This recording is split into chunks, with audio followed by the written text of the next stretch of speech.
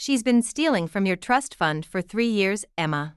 David's voice cut through the wedding reception's laughter, calm, steady, devastating. The champagne flute slipped from my fingers, crystal exploding against marble like my world just did. My name is Emma Morrison. I'm 34, a financial consultant, and tonight, the fool who trusted family too much. Across the room, my sister's perfect smile finally cracked. The orchestra played on, oblivious.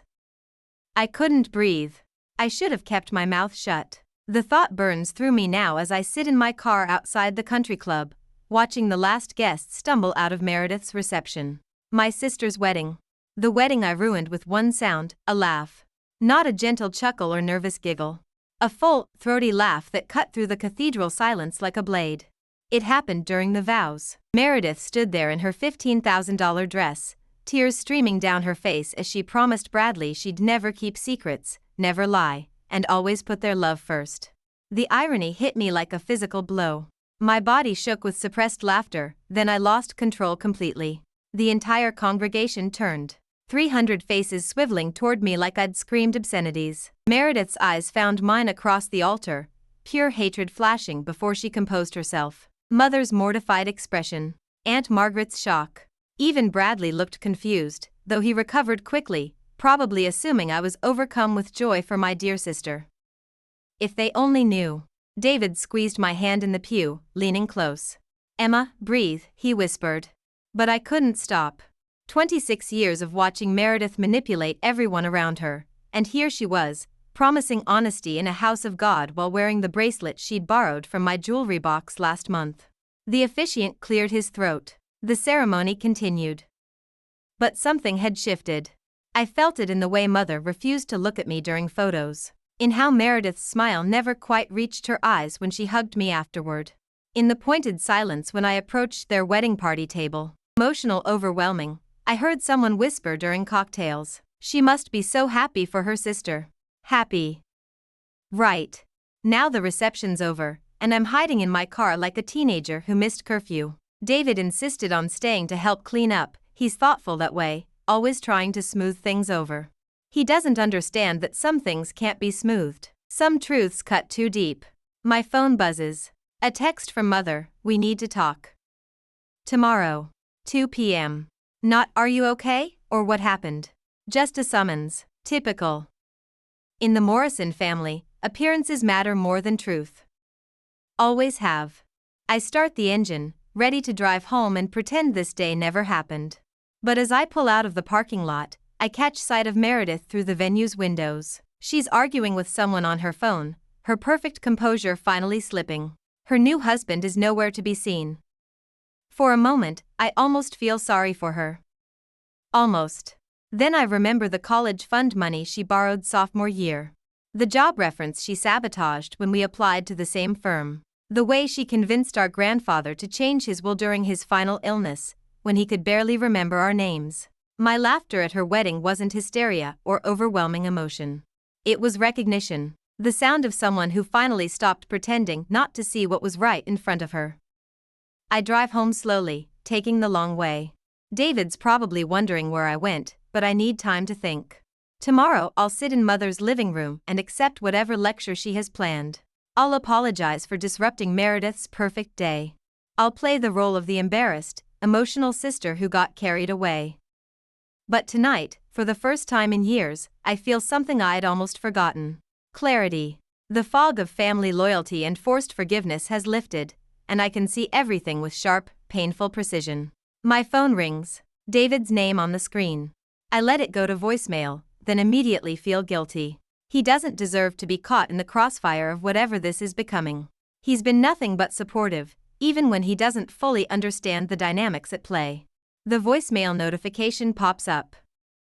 I play it at the next red light. Emma, where are you? Your mother's asking questions, and honestly, so am I. That wasn't like you today. Call me back when you get this, okay? I'm worried.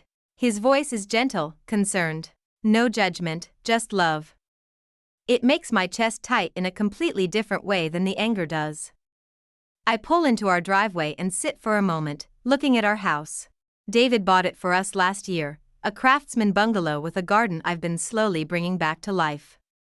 It's the first place that's ever felt like truly mine, not something shared with family or borrowed from someone else's generosity. Inside, I pour myself a glass of wine and sink into the couch. The day replays in fragments. Meredith's shocked face when I laughed. Mother's tight smile during photos. The way the bridesmaids whispered when they thought I couldn't hear. But what sticks with me isn't the embarrassment or the family drama. It's the moment of absolute honesty when my body rebelled against one more performance, one more pretense that everything was fine between us. For 26 years, I've been the understanding sister. The one who forgives and forgets, who keeps family peace at any cost. Today, something in me finally said no.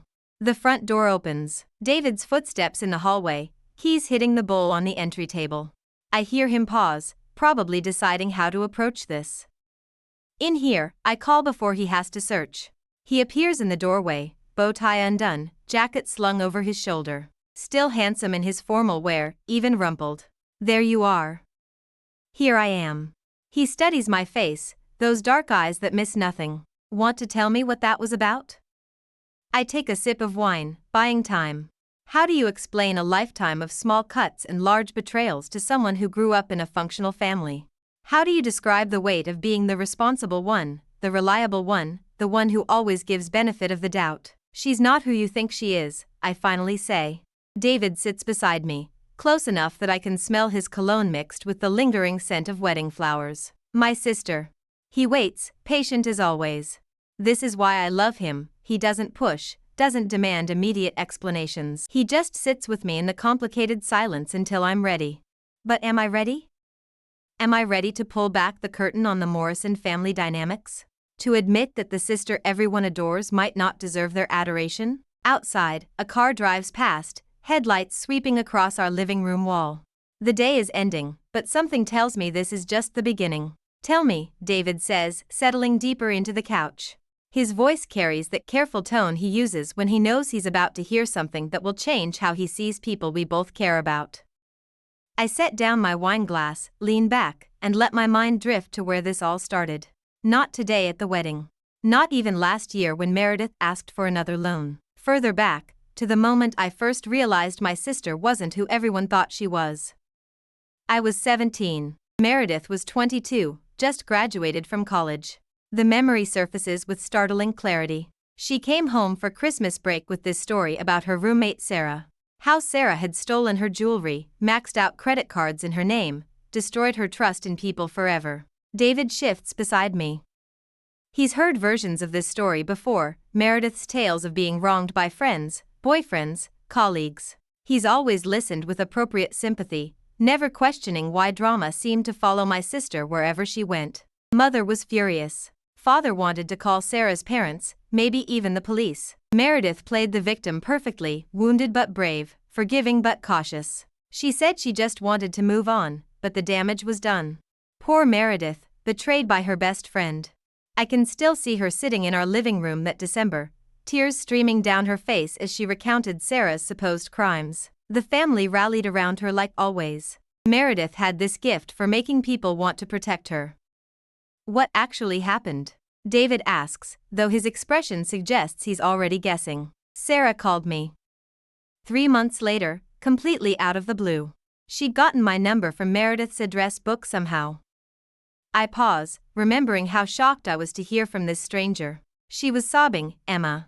Completely broken. Said she needed to tell someone the truth before she lost her mind completely. The conversation comes back to me in fragments, Sarah's voice shaking as she explained how Meredith had systematically destroyed her reputation on campus. How she'd stolen Sarah's research notes for her senior thesis, then accused Sarah of plagiarism when Sarah tried to submit the same work. How she'd slept with Sarah's boyfriend, then convinced him that Sarah was unstable and possessive. The jewelry? David's voice is quiet now. Meredith had taken it from Sarah. Gifts from Sarah's grandmother, family heirlooms. When Sarah confronted her, Meredith flipped the script. Made Sarah look like the crazy one. The credit cards too, Meredith had somehow gotten hold of Sarah's information and used it, then buried the evidence so deep that Sarah couldn't prove anything. I remember hanging up that phone call feeling sick. Sarah had begged me to believe her, said she just needed one person to know the truth. I was 17 and terrified, not sure what to do with information that could destroy my family's faith in my sister. What did you do? Nothing. The word tastes bitter even now. I was 17, David. Meredith was my big sister, everyone's golden girl.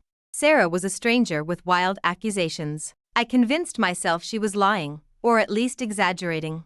That maybe both versions were true somehow. But deep down, I'd known. Something in Sarah's voice, the specific details she'd shared, the way her story filled in gaps I hadn't even known existed in Meredith's version. That's not nothing, Emma. You were a kid. I shake my head. I started watching after that. Really watching. And once I knew what to look for. The pattern was everywhere.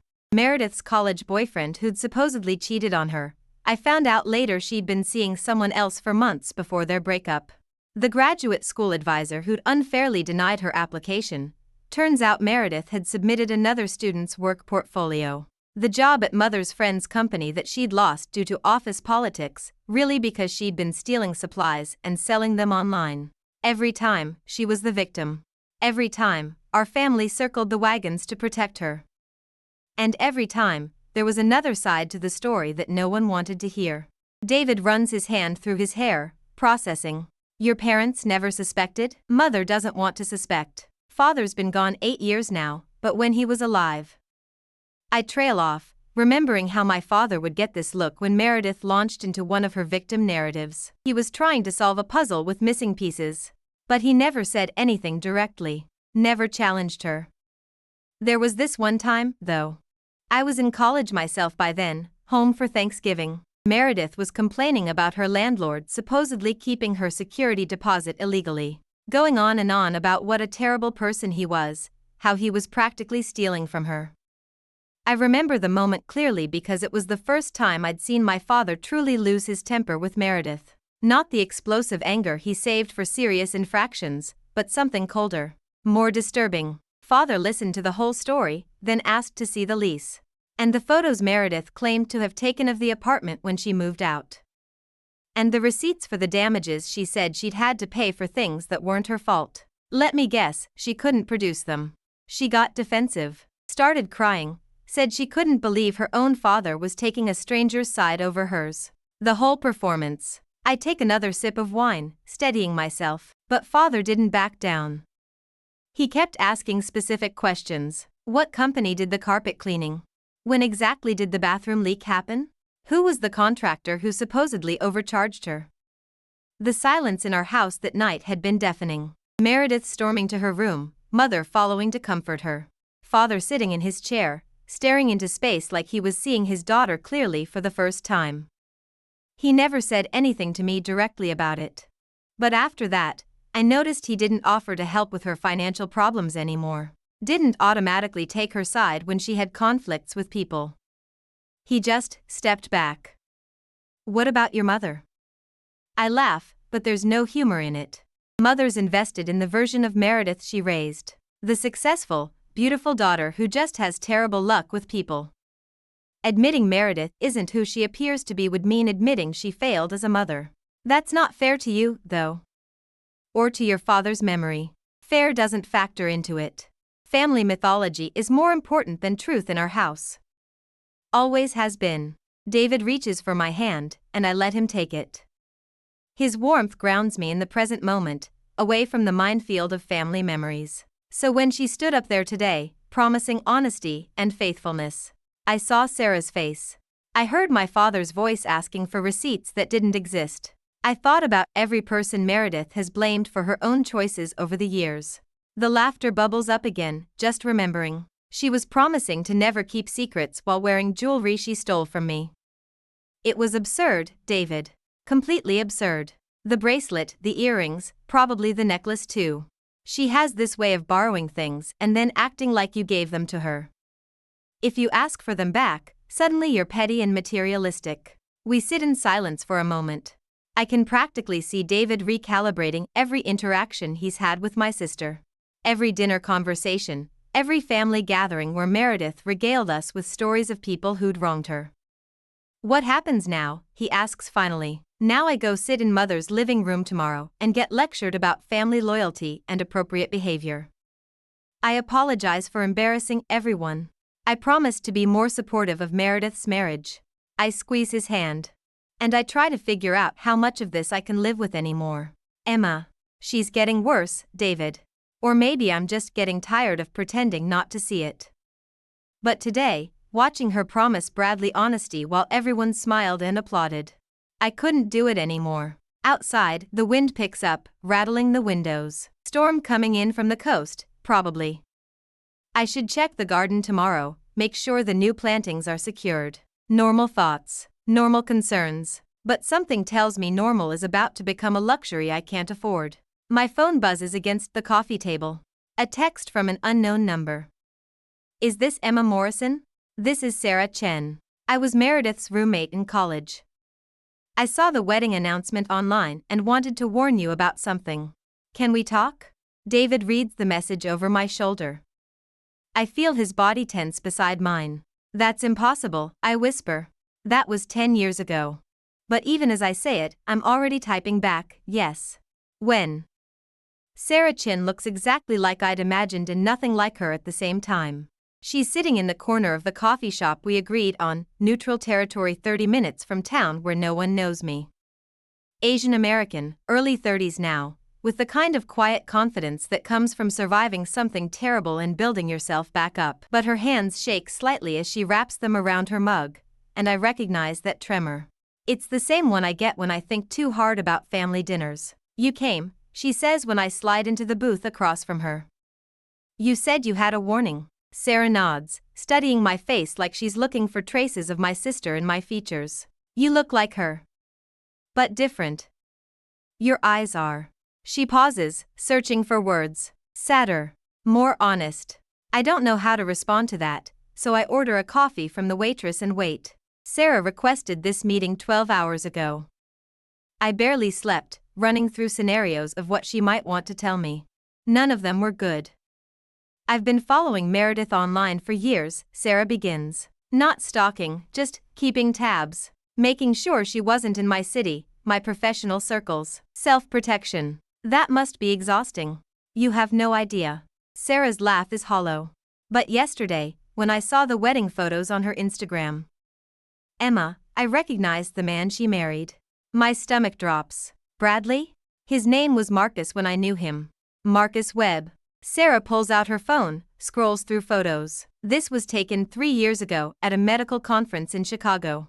The photo shows Sarah standing next to a man in a suit. The man has Bradley's face, Bradley's smile, but everything else is wrong. Different hairstyle, different glasses, different clothes. Even his posture seems altered. That's impossible. Bradley's an investment banker. He's never worked in medicine. Marcus is a cardiologist. Or was. He lost his license 2 years ago for insurance fraud. Major scandal, fake procedures, billing for surgeries that never happened. He fled Chicago before criminal charges could be filed. I stare at the photo until my eyes water. The facial features are identical, but this Marcus person carries himself differently. More arrogant, less careful. Bradley always seemed measured, thoughtful. This man looks predatory. You're sure it's the same person? Sarah slides another photo across the table. This one shows Marcus/Bradley with his arm around a woman with dark hair. Not Meredith, someone older, more sophisticated looking. That's Dr. Patricia Reeves. She was his partner in the fraud scheme. Also his fiancé, apparently, until everything fell apart. Sarah's voice is steady, clinical. He abandoned her when the investigation started. Left her to face the charges alone. Why are you telling me this? Because Meredith destroyed my life, Emma. But I wouldn't wish what's coming on anyone. This man is dangerous. He's not just a criminal, he's a specialist. He finds wealthy women, creates elaborate personas to win their trust, then bleeds them dry before disappearing. I think about Bradley's story.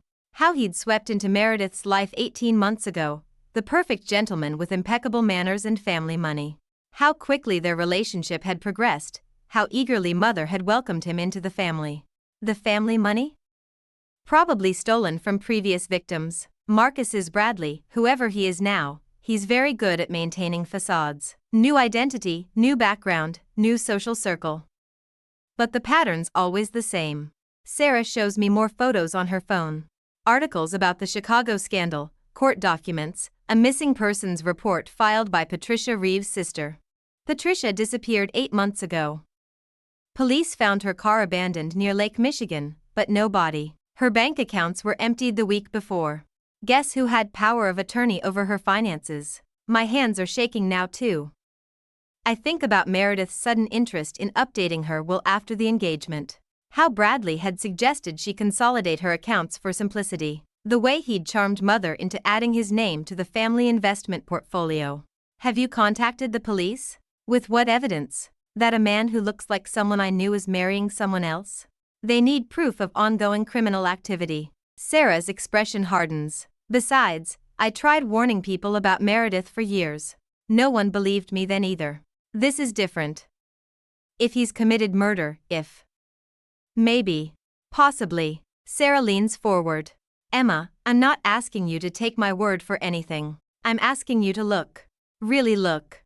Before it's too late. She slides a business card across the table. Private investigator, Chicago office. Nancy Kellerman. She worked the original case against Marcus. I already called her. If you hire her, she'll discount her rates. She has everything: financial records, witness statements, photos of other victims. I pick up the card, feel its weight between my fingers. Why should I trust you? For all I know, you're exactly what Meredith said you were. Because 10 years ago, you were the only person who listened when I called.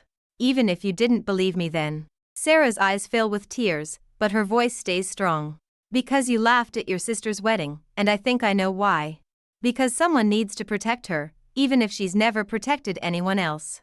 The coffee shop suddenly feels too warm, too small. I need air, space to think. But Sarah reaches across the table, catches my wrist gently. There's something else. About the timing of their relationship. What do you mean? Meredith's trust fund. When did she gain access to it? The question hits me like cold water. 2 years ago. When she turned 30. Marcus left Chicago 20 months ago. Right after the medical board revoked his license, Sarah releases my wrist. He didn't find your sister by accident, Emma. He researched her. Chose her specifically. I remember the story Meredith told about meeting Bradley at that charity gala. How romantic it seemed, how perfectly their interests aligned. But if Sarah's right, if this man targeted my sister deliberately, how much is she worth? The trust fund is $800,000. Plus her inheritance from father, the condo, her portfolio. I do the math quickly. Maybe $2 million total. More than enough to disappear again. Start over somewhere new. My phone buzzes. A text from Mother. Where are you? Meredith called crying. She says you've been spreading rumors about Bradley. I show Sarah the message. Her expression doesn't change, but I see resignation flicker across her features. She knows we met. How? Meredith has always been good at surveillance, checking up on people who might threaten her narratives. Sarah finishes her coffee, signals for the check. She probably hired someone to watch you after yesterday's wedding incident. That's paranoid. Is it? When was the last time you had a serious conflict with your sister without her knowing exactly who you talked to afterward? The question stops me cold. Every argument we'd had over the years, Meredith always seemed mysteriously informed about my conversations with friends, David's opinions, even things I'd discussed with my father before he died. I have to go, I say, standing abruptly. It's too much. Emma, wait. Sarah stands too, urgency in her voice. If I'm right, if he's planning what I think he's planning, you don't have long. These men work fast once they're married. Legal protections, joint accounts, insurance policies. If something happens to Meredith, nothing's going to happen to Meredith. Patricia Reeves thought the same thing. I leave money on the table and walk out without looking back. In my car, I sit for 10 minutes trying to steady my breathing. Sarah's words echo in my head, but so does Mother's text. And underneath it all, a terrible certainty that I'm already too late to stop whatever's coming. The private investigator's card sits on my passenger seat like evidence of betrayal. If I call Nancy Kellerman, I'm choosing Sarah's version of reality over my family's. I'm admitting that my sister might be in real danger, and that I'm the only one who can help her. But if Sarah's lying, if this is some elaborate revenge scheme against Meredith, then I'm about to destroy what's left of our relationship forever. My phone rings, Meredith's name on the screen. I answer on the fourth ring. Emma. Her voice is cold, controlled. We need to talk. Meredith chose the location, of course. Her condo downtown, the one father helped her buy before he died, the one she's been systematically renovating with money from mysterious sources. I stand in her marble foyer feeling like I've entered enemy territory, which maybe I have. Drink, she offers, already pouring herself white wine from a bottle that probably costs more than my monthly grocery budget. It's 2 in the afternoon. It's my honeymoon week. I'll drink whenever I want. She settles onto her white leather sofa, all clean lines and sharp edges. Everything in this place is like that, beautiful, expensive, and designed to make visitors feel inferior. I remain standing. You said we needed to talk. Sit down, Emma. I'm fine here. Meredith's perfect smile doesn't waver, but something shifts in her eyes. A hardness I've seen before but never quite acknowledged. I said sit down. The command in her voice surprises me into compliance. I perch on the edge of an uncomfortable chair, realizing too late that she's positioned me directly across from her like we're adversaries in a negotiation. You met with Sarah Chin today. Not a question. I keep my expression neutral even as my pulse quickens. I don't know what you mean. Coffee shop on Elm Street. Booth in the corner. You left money on the table and stormed out after about 40 minutes. Meredith takes a sip of wine, studying me over the rim. She showed you photos, didn't she? Told you some story about Bradley. My mouth goes dry. How do I know? Meredith laughs, but it's not the musical sound that charms everyone at family gatherings. This laugh has teeth. Emma, darling, I've been managing information about myself since we were children. Did you really think I wouldn't keep tabs on people who might cause problems? Sarah reached out to me. I didn't go looking for her. Of course she did. Sarah's been obsessed with me for a decade, sending emails to my employers, calling my friends, trying to poison people against me. Meredith sets down her wine glass with deliberate precision. I had to get a restraining order 3 years ago. This is news to me, but then again, Meredith's never mentioned Sarah at all since college. I filed that away as ancient history, a roommate conflict that belonged to the past. She showed me pictures of Bradley. Of Marcus. Meredith nods like I've confirmed something she already knew. So she's graduated from lies about me to lies about my husband. How delightfully unhinged of her. The photos were real, Meredith. Same face, different identity. People can look alike, Emma. It's not actually that uncommon. She reaches for her phone, scrolls through something. But since you seem determined to believe a mentally ill stalker over your own sister, let me show you something. She holds up her screen. A police report dated 6 months ago. Sarah Chen's name prominently featured, along with charges of harassment, cyberstalking, and making false statements to law enforcement. Sarah was arrested for impersonating a federal investigator. She called Bradley's bank claiming to be from the FBI, trying to get access to his financial records. Meredith's voice is matter of fact, almost bored. The charges were dropped because she agreed to continue psychiatric treatment, but the pattern of behavior is clearly documented.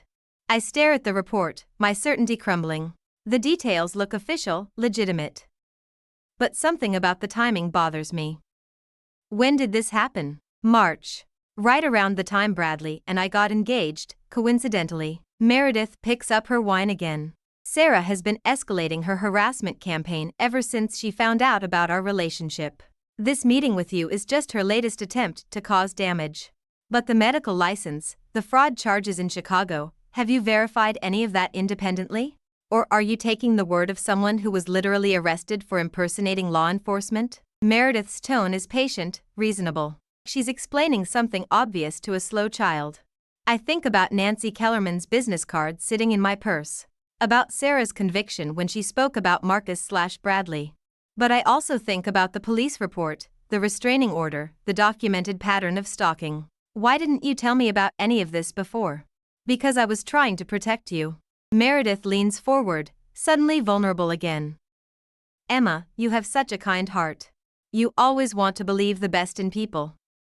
I was afraid Sarah would manipulate you exactly like this. The shift in her demeanor is seamless, practiced. Concerned sister replacing cold interrogator in the space of a heartbeat. But I caught the transition, saw the calculation behind it. You had me followed. I had Sarah followed. There's a difference. Meredith's phone buzzes. She glances at it, types a quick response. When someone with a history of criminal behavior starts sniffing around my family, I take precautions. Criminal behavior? You said the charges were dropped. Charges being dropped doesn't erase the behavior that led to them. Her phone buzzes again. This time she ignores it, but I catch a glimpse of the notification. Multiple missed calls from someone named M. Webb. Marcus Webb. Sarah's name for Bradley echoes in my memory. Who's calling you? Work. The answer comes too quickly.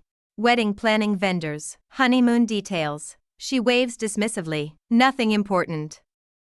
But her phone keeps buzzing. And each time it does, Meredith's composure slips slightly. Just micro expressions, tightened jaw, rapid blinking, fingers drumming against her wine glass. Signs of stress I've learned to read over 26 years of sisterhood. Where's Bradley? Business trip. Chicago, actually. She delivers this information with a slight smile, like she's testing my reaction. Ironic, isn't it? Given Sarah's elaborate fiction about him fleeing that city. He's in Chicago right now? Flew out this morning. Some emergency with a client. Meredith checks her watch. He should be landing any minute now, actually. The timing feels wrong. Who takes a business trip the day after their wedding? I think about the missed calls, the stress signals Meredith's trying to hide. Meredith, what if Sarah's telling the truth about some of this? What if Bradley isn't who he says he is? Then I'm married to a con artist who's planning to steal my money and possibly kill me. She says this lightly, it's an amusing hypothetical. Is that really what you think of my judgment, Emma? That I'd be stupid enough to marry a criminal? People get fooled. Smart people, careful people, I'm not people, Emma. I'm me. The vulnerability mask slips completely now. I've been taking care of myself since I was 18 years old. I've built a career, accumulated assets, created a life that most people can only dream of. You think I'd risk all of that for a man I hadn't thoroughly vetted? There's something chilling in her certainty, her casual dismissal of any possibility that she could be wrong. But also something that reminds me of Sarah's conviction. Two women, equally sure of their contradictory truths. What do you want from me, Meredith? I want you to stop. She sets down her wine glass, meets my eyes directly. Stop entertaining Sarah's delusions. Stop investigating my husband. Stop looking for problems that don't exist. And if I don't? The question hangs in the air between us. Meredith's phone buzzes again. This time she turns it face down, but not before I see multiple notifications from M. Webb and one from unknown caller. Emma, you're my sister. The only family I have left besides mother. I don't want to lose you over this. Her voice is soft now, pleading. But I also won't let you destroy my marriage based on lies from a mentally ill stalker. What does that mean? It means I'm giving you a choice. Drop this investigation, apologize for disrupting my wedding, and we move forward as a family. Or continue down this path and accept the consequences. What consequences? Meredith doesn't answer immediately. Instead, she reaches for her purse, pulls out an envelope. My name written on the outside in her careful handwriting. I really hoped it wouldn't come to this. She slides the envelope across the coffee table. I don't want to open it, but I can't seem to stop myself. Inside, photocopies of documents I recognize. Bank statements from my personal accounts. Transaction records showing transfers to what looks like offshore accounts. My signature on forms I've never seen before. What is this? Evidence that you've been embezzling from your own trust fund. Transferring money to untraceable accounts, probably to fund a gambling addiction or drug habit. Meredith's voice is clinical, professional. Very sad. Very believable, especially given your erratic behavior lately. My hands shake as I flip through the pages. Everything looks authentic except for the signatures, which are close enough to mine that an expert would need to examine them carefully to spot the forgery. You're threatening me. I'm protecting my family. She takes the envelope back, tucks it away. These documents will never see the light of day as long as you stop interfering with my life. But if you continue this campaign against my husband, you'll frame me for embezzlement. I'll present evidence of your embezzlement. There's a difference. My phone buzzes. A text from David, how's it going? Your mom called looking for you. Meredith glances at my phone, smiles. David's such a trusting man. It would be terrible if his faith in you was shaken by evidence of financial impropriety. The threat is clear now. Not just legal consequences, but personal destruction. Everything I've built with David, every relationship I value, poisoned by carefully crafted lies. Why? The question comes out as barely a whisper. Why would you do this to me? Because you're threatening something I've worked very hard to build, Emma. And I protect what's mine. Her phone buzzes again. This time she answers it immediately. Yes, I understand. No, that's not a problem. She listens for a moment, her expression hardening. Handle it.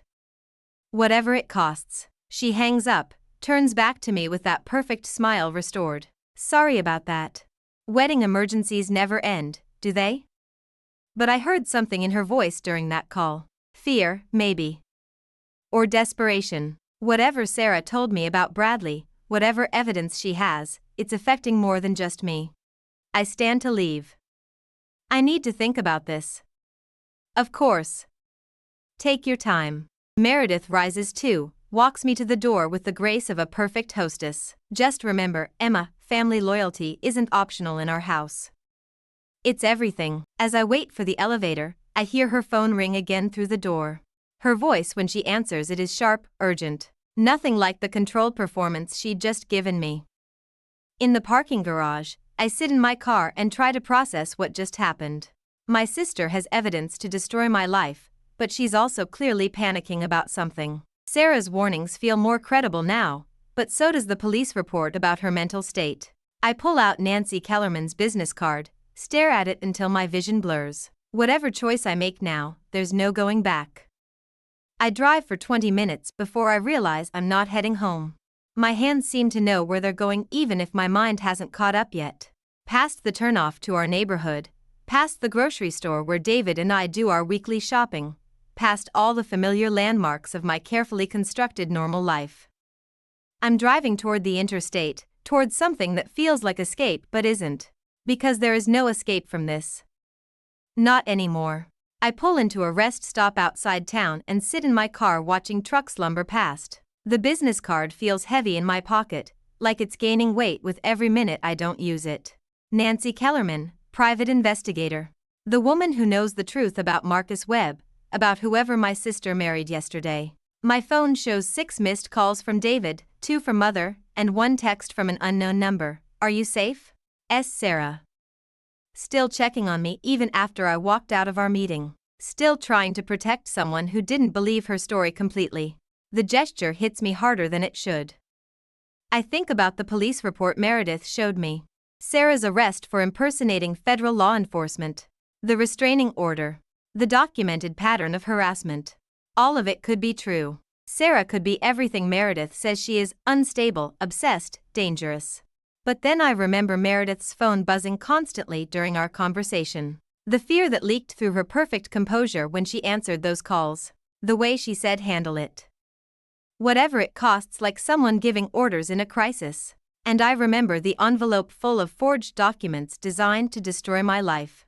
My sister has always been manipulative, but this is different. This is premeditation. This is someone who's prepared to commit serious crimes to protect whatever secrets she's hiding. I pull out my phone and call Nancy Kellerman's number before I can second-guess myself. Kellerman Investigations. The voice is crisp, professional, with a faint Chicago accent. Sarah Chin said you might be expecting my call. Emma. Yes, Sarah briefed me on the situation. I have to tell you, when she sent me photos from the wedding, my blood ran cold. We've been looking for Marcus Webb for almost 2 years. So it really is him? The man my sister married? Without a doubt. Same facial structure, same mannerisms in the photos Sarah showed me. He's changed his appearance, obviously, but it's definitely Marcus. Nancy's tone turned serious. Ms. Morrison, your sister is in immediate danger. These types of operations move very quickly after marriage. Legal access to finances, insurance policies, joint accounts. If Marcus follows his usual pattern, she has maybe days before something terrible happens. Days. The word hits me like ice water. What exactly are you saying? Patricia Reeves was married to Marcus for exactly 3 weeks before she disappeared. Her bank accounts were emptied 2 days before that. The timeline suggests he was already planning her death when he proposed. I close my eyes, trying to reconcile this information with the sister I just saw. Meredith had been scared, yes, but she'd also been threatening me with federal crimes. She'd been in control of the conversation, manipulating outcomes like she always does. What if she's working with him? The question surprises me as I say it, but it makes terrible sense. What if Meredith isn't the victim here? What if she's the partner? Explain that. My sister isn't naive, Miss Kellerman. She doesn't get fooled by people. She fools other people. I think about the forged documents, the surveillance she'd arranged, the casual way she'd threatened to destroy my life. What if she knows exactly who Bradley is?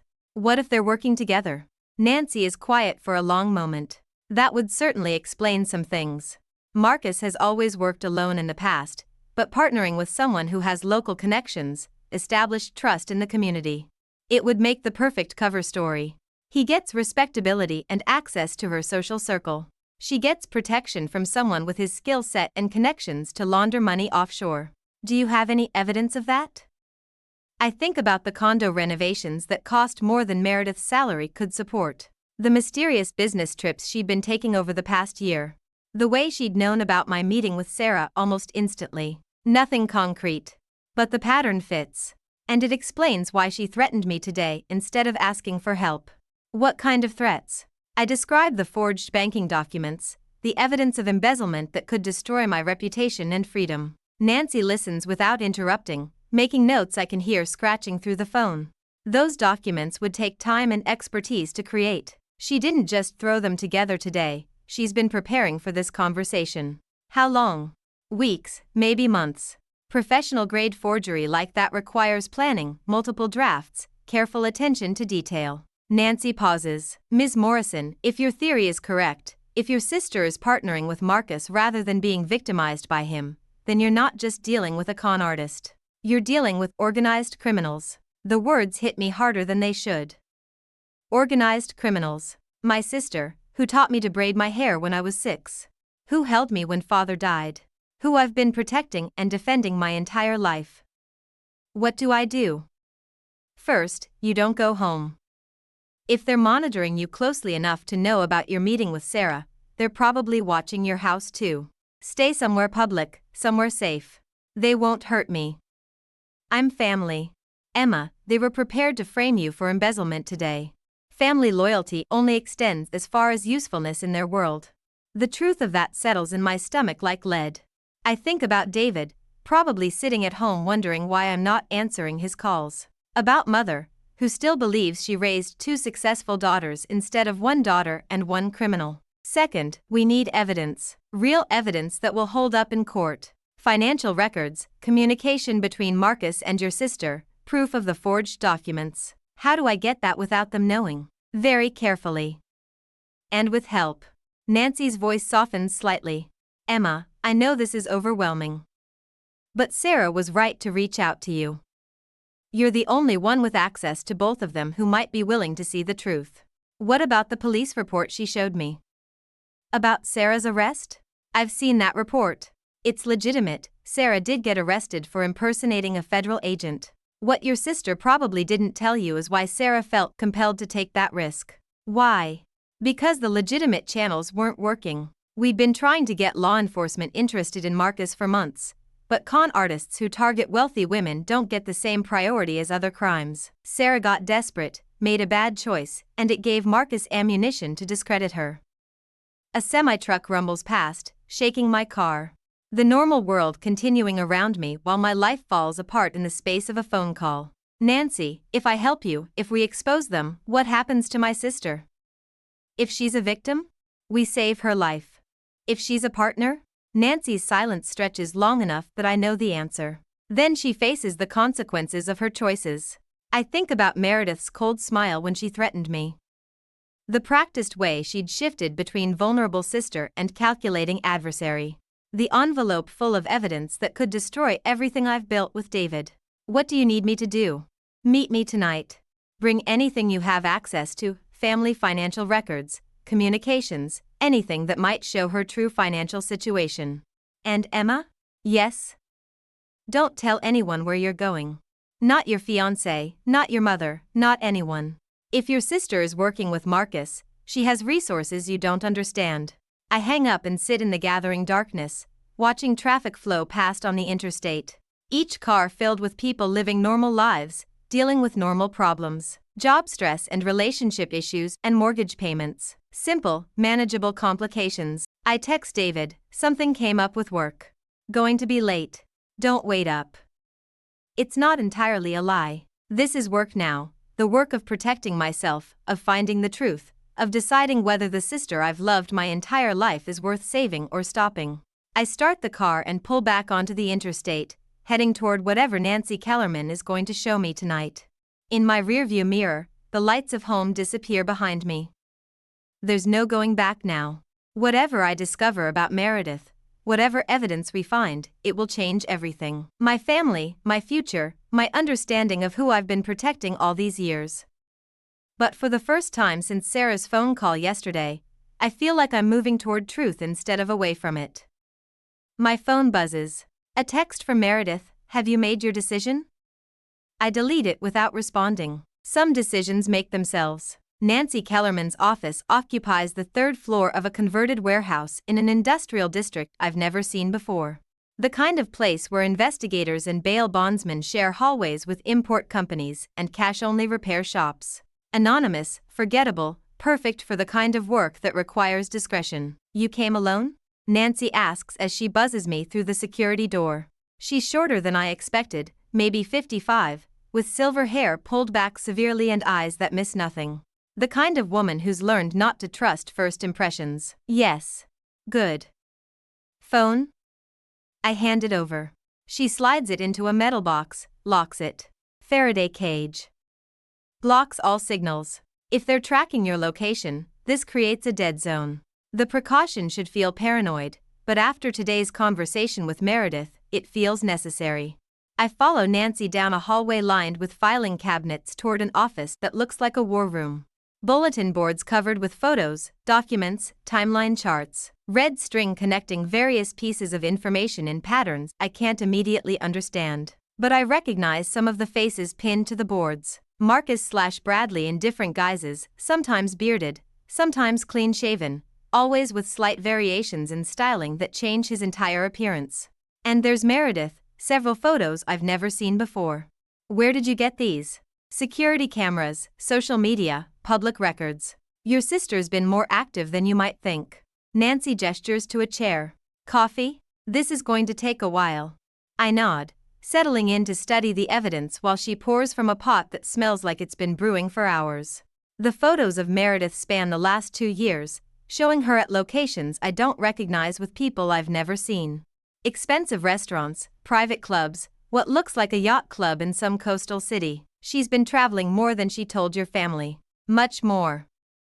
Look at the dates. Nancy hands me the coffee and points to timestamps on the photos. These were taken during weeks when she told your mother she was working late or attending conferences. The timeline Nancy's assembled shows a pattern. Meredith's mysterious trips correspond almost exactly with Marcus/Bradley's known movements between Chicago and 3 other cities, Miami, Las Vegas, and Seattle. Places where wealthy, single women had reported similar con schemes over the past 3 years. They've been working together since before he supposedly met her. It appears so. Your sister provided local intelligence, social connections, background information on potential targets. Marcus handled the actual romance and financial fraud. Nancy pulls out a thick file. We've identified at least 6 other victims, possibly more. She spreads out photographs of women, all between 30 and 50, all affluent and recently divorced or widowed. All reported missing substantial amounts of money. 2 were found dead. Patricia Reeves was just the most recent. Before her was Angela Morrison in Miami, no relation, just unfortunate coincidence with the name. Before that, Helen Chin in Vegas. Nancy pauses. Helen was Sarah's aunt, Emma. That's how Sarah first became aware of Marcus. The information hits me like a physical blow. Sarah hadn't just been Meredith's college roommate. She'd been investigating the man who killed her family member. Sarah never mentioned that. She was trying to keep you focused on protecting your sister rather than seeking revenge. Sarah's spent 3 years building this case, And she's learned that emotional testimony gets dismissed while evidence convicts. Nancy opens another file, this one containing financial documents, bank statements, wire transfers, property records. The numbers are staggering: millions of dollars moved between accounts, properties purchased and sold within weeks, investment portfolios that appear and disappear without explanation. Your sister has been very busy, Emma. Look at this. She shows me a property record from 18 months ago. Meredith purchased a house in Miami under a shell corporation, held it for 6 weeks, then sold it for twice the purchase price to another shell company. The buyer was registered to an address that doesn't exist. Money laundering? Textbook operation. Buy property with dirty money, sell it to yourself for clean money, take the loss as a business expense. Your sister's signature is on all the paperwork. I flip through more documents, each one showing deeper involvement than the last. Meredith hasn't just been helping Marcus, she's been running her own parallel operation, using his methods to target women in her social circles. Mrs. Patterson from Mother's Bridge Club. The one who lost all that money in the investment scam last year. Victim number 4, we believe. Your sister recommended the investment advisor who disappeared with Mrs. Patterson's retirement savings. Nancy pulls out another photo. The advisor was Marcus, but operating under a different identity. The scope of it is overwhelming. While I was worrying about normal things like wedding planning and mortgage payments, my sister was orchestrating criminal enterprises that ruined lives. The Meredith I thought I knew never existed. How long have you known about her involvement? Suspected for months, confirmed last week. We've been building the case carefully. These types of operations have excellent legal representation and deep pockets. We needed unshakable evidence. What changed last week? Nancy hesitates, then pulls out one final file. This one contains surveillance photos taken with a telephoto lens. Meredith and Marcus/Bradley meeting in what looks like a parking garage, exchanging briefcases. The timestamp shows last Wednesday, 4 days before the wedding. They made a critical error. Got photographed handling what appears to be cash or documents. But more importantly, they met during a time when your sister claimed to be working and Marcus was supposedly out of town on business. The final payment? Or the next phase of operations? We're not sure yet. Nancy leans back in her chair. Emma, what I'm about to ask you is dangerous. But it's also the only way to stop them before they disappear or hurt more people. My stomach clenches. What do you need? Access to your sister's condo. Specifically, to her home office and personal computer. If she's running operations this sophisticated, she's keeping digital records, financial spreadsheets, communication logs, backup files, information we can't get through surveillance. That's breaking and entering. It's visiting your sister's home with her permission. You have keys, don't you? I nod reluctantly. Meredith gave me a spare key last year during one of her supposed business trips, asking me to water plants and collect mail. She's on her honeymoon. No, she's not. Marcus flew to Chicago this morning, remember? And your sister never left town. We've had surveillance on her all day. She's been making calls, meeting with people, handling what looks like crisis management. Crisis management? Emma, your meeting with Sarah yesterday set off alarm bells. They're accelerating whatever timeline they had planned. Marcus isn't in Chicago for business, he's liquidating assets, closing accounts, preparing to disappear. Your sister is handling damage control here while he prepares their exit strategy. The pieces click together with horrible clarity. The missed calls during our confrontation, Meredith's threats about the forged documents, her insistence that I make an immediate decision about family loyalty. They're running soon. Which means we have maybe hours to gather evidence before they vanish forever. Nancy pulls out a small device that looks like a USB drive. This contains software that will copy her entire computer in about 20 minutes. Financial records, emails, everything. But someone needs to physically insert it and wait for the download. Why can't you do it? Because I don't have legal access to her home. If I break in, any evidence we gather gets thrown out in court. But if her sister visits with a key she was given, Nancy shrugs. That's not breaking and entering. That's family dropping by. The weight of the decision settles on my shoulders. 6 months ago, the biggest moral dilemma in my life was whether to tell David his ex-girlfriend had called. Now I'm being asked to help gather evidence that will send my sister to federal prison. But I think about Mrs. Patterson, crying in mother's living room when she realized her retirement savings were gone. About Patricia Reeves, whose body was never found. About Sarah, spending 3 years of her life trying to get justice for her murdered aunt while everyone dismissed her as unstable. What happens to her? To Meredith? If she cooperates, if she testifies against Marcus and helps us locate the other victim's money? Nancy's expression softened slightly. Maybe 10 to 15 years instead of life. If she runs, if she stays partnered with him. She disappears forever or ends up like Patricia Reeves. Those are the most likely outcomes, yes. I take the USB drive, feel its weight in my palm. Such a small thing to hold so much consequence. There's something else you should know, Emma. About the forged documents your sister showed you today. What about them? We ran them through our forensics contact. The signatures aren't just close to yours, they're traced from real signatures on documents Marcus had access to. Your bank records, loan applications, insurance forms. How would he have access to those? Through your sister. She's had copies of your personal information for months, possibly years. The embezzlement frame isn't something they improvised today. It's been in preparation since they started planning their operations. The betrayal cuts deeper than I expected. While I was worrying about family dinners and wedding planning, Meredith was gathering ammunition to destroy my life if I ever became inconvenient. How long do I have? Her building's security system shows she left around 6 p.m. and hasn't returned. But Emma? Nancy meets my eyes directly. If anything goes wrong, if you see her car in the garage or lights in the windows, you leave immediately. These people have killed before.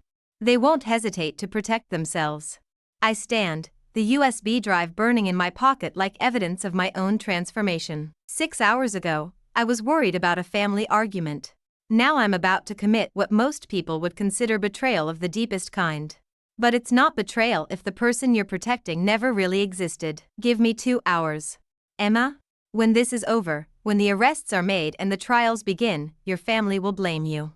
Your mother, your extended family, everyone who believed in Meredith's version of herself. They'll say you destroyed an innocent woman's life based on lies. I know. Can you live with that? I think about David, probably pacing our kitchen right now wondering where I am. About the life we've built together, the garden I've been slowly coaxing back to health, the future we've planned that assumes my family connections are assets rather than liabilities. All of it will change after tonight. But maybe that's not entirely a loss. Yes, I say. I can live with the truth. Scene 7. The truth. Meredith's building at night feels like a tomb. I use my key at the service entrance, avoiding the main lobby where doormen might remember family members visiting during honeymoon week. The hallways echo with my footsteps despite my careful movement.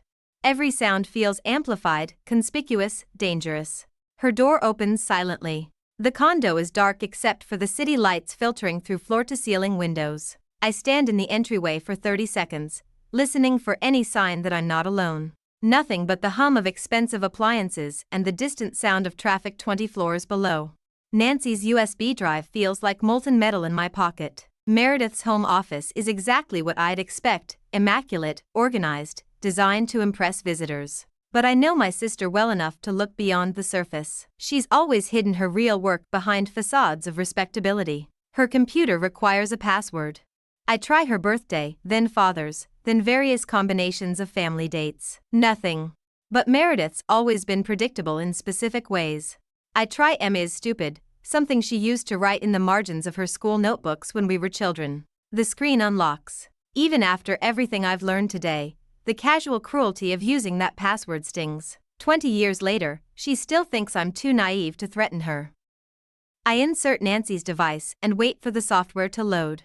The progress bar crawls across the screen, 2%, 5%, 8%. 20 minutes to copy everything. 20 minutes to sit in my sister's home, stealing evidence that will destroy her life. While the program runs, I search her desk drawers. Financial documents, travel receipts, business cards from people with titles like asset recovery specialist and offshore investment consultant. In the bottom drawer, I find a lockbox that opens with the same password as her computer. Inside, multiple passports with Meredith's photo but different names. Driver's licenses from 3 states. Credit cards linked to accounts I've never heard of. and a handwritten list of women's names with dollar amounts beside them. Mrs. Patterson, $180,000. Helen Chen, $340,000. Patricia Reeves, $750,000. My own name appears at the bottom of the list with a question mark and trust fund access, written in Meredith's careful script. I photograph everything with my phone, hands shaking as the evidence mounts. This isn't just financial fraud, it's a systematic operation that's been targeting women for years. Women who trusted my sister, who welcomed her into their social circles, who never suspected that the charming young woman offering investment advice was planning to rob them blind. The computer chimes softly. Download 45% complete. I keep searching. Behind a row of law books, I find a hidden folder containing printed emails between Meredith and various men using the name Marcus. But also correspondence with other names: Michael Weber, Martin Walsh, Matthew Worth.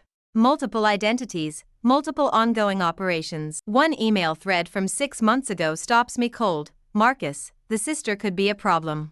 She watches too carefully. Meredith, Emma's not a threat. I've been managing her since we were children. She sees what I want her to see. Marcus, still. Maybe we prepare insurance, financial records, documentation of irregular activity. Just in case. Meredith, already handled. I've been copying her signatures for years. If she becomes inconvenient, I can make her disappear without violence. Marcus, perfect. Family always makes the best scapegoats. The words blur as I read them. Meredith has been planning my destruction since before she even met Bradley/Marcus. I wasn't just a potential obstacle, I was a built-in exit strategy. 60% complete. I hear something. Footsteps in the hallway outside. Slow, deliberate, stopping at doors. Security making rounds, maybe, or someone looking for a specific apartment. The footsteps stop outside Meredith's door. I freeze, listening to my pulse hammer in my ears. The USB device continues its relentless copying while I stand paralyzed in my sister's office, surrounded by evidence of her crimes. A key turns in the lock. I move without thinking, grabbing the printed emails and shoving them into my jacket. The progress bar shows 78% complete. Not enough time to finish, but too much invested to stop now. Emma? Meredith's voice from the entryway, surprised but not alarmed. Finding me here is inconvenient rather than catastrophic. I know you're here. Your car's in the garage. I should have parked somewhere else. Should have planned better, been more careful. But it's too late for regrets now. 85% complete. I was worried about you, I call out, trying to keep my voice casual. You seemed upset today. I wanted to check on you. Her footsteps move closer. I palm the USB drive, ready to pull it if necessary. How thoughtful. Though breaking into my home in the middle of the night seems like an unusual way to show concern. I didn't break in. I used the key you gave me. 92% complete. Meredith appears in the office doorway. She's changed out of her earlier outfit into black clothing that makes her nearly invisible in the dim light. Her expression is calm, almost amused. Find anything interesting? 97% complete. Just looking for you. I was worried when you didn't answer your phone. My phone's been busy. Crisis management, you might say. She steps into the office, glances at her computer screen. Interesting screensaver you chose. Very technological. 98% complete. The jig is up, but I can't give up now. Not when I'm this close. Meredith, we need to talk about Bradley. About Marcus. Whatever his name really is. We already talked about that. I thought we reached an understanding. Sarah was telling the truth. Sarah is mentally ill. 100% complete. The progress bar disappears. I palm the USB drive as smoothly as I can manage, but Meredith catches the movement. What's in your hand, Emma? Nothing. Show me. We stare at each other across the office like gunfighters in an old western. 26 years of sisterhood reduced to this moment of absolute truth. You were never planning to be Marcus's victim, were you? You're his partner. Meredith sighs, the sound of someone tired of maintaining a performance. Partner implies equality. I prefer to think of him as a useful tool. You've been stealing from people for years. I've been redistributing wealth from people who have too much to people who need it more. Namely, me. She moves closer, and I notice her hands now. Gloved. Professional. Prepared for whatever comes next. Mrs. Patterson lost her retirement savings because of you. Mrs. Patterson was an entitled old woman who inherited money she never earned. I provided better use for it. The casual dismissal of suffering chills me more than any threat could. This isn't my sister anymore. Maybe it never was. What happened to Patricia Reeves? Patricia got greedy. Started asking too many questions about Marcus's background. Became inconvenient. Meredith shrugs. These things happen in business. You killed her. I solved a problem. Just like I'm about to solve another one. She pulls something from her jacket. Not a gun, a syringe filled with clear liquid. Insulin, Emma. Massive overdose. You'll slip into a diabetic coma within minutes. Very peaceful, according to Marcus's research. When they find you, it'll look like suicide brought on by guilt over embezzling from your trust fund. I backed toward the window, USB drive clutched in my fist. David will never believe that. David will believe whatever the evidence shows. And I've prepared very convincing evidence. My phone buzzes in my pocket. Text message. Meredith glances toward the sound, and I take the opportunity to move closer to her desk. You made one mistake, though. What's that? You underestimated me. Again. I slam my hand down on her desk phone's speaker button and shout, now. The line connects immediately. Nancy's voice fills the room. FBI. This is Agent Nancy Kellerman. The building is surrounded. Put down any weapons and step away from Emma Morrison. Meredith's face transforms from smug confidence to pure rage. You recorded this conversation? Your computer's been transmitting everything to the FBI for the last 20 minutes. Every confession, every detail about Patricia Reeves, every plan you've made. I hold up the USB drive. This isn't just a copying program. It's a live feed.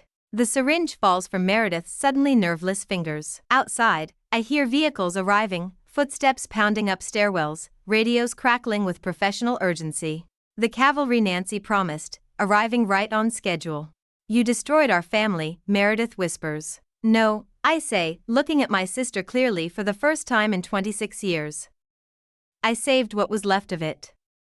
3 months later, I'm in my garden when David brings me coffee and the morning newspaper. The trial coverage has moved to the back pages now, but Marcus Webb's plea bargain still makes headlines. 25 to life in exchange for testimony against his partner and information about victim locations. Meredith refused all deals. She'll face trial next month for conspiracy, fraud, and murder. Mother still believes she's innocent, the victim of an elaborate frame orchestrated by her jealous sister.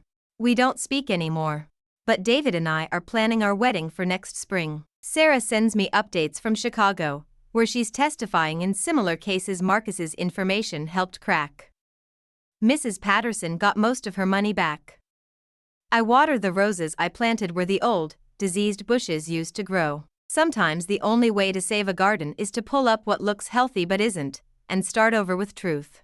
The morning sun feels warm on my face, honest and clean. Have you ever been underestimated by the people you loved most?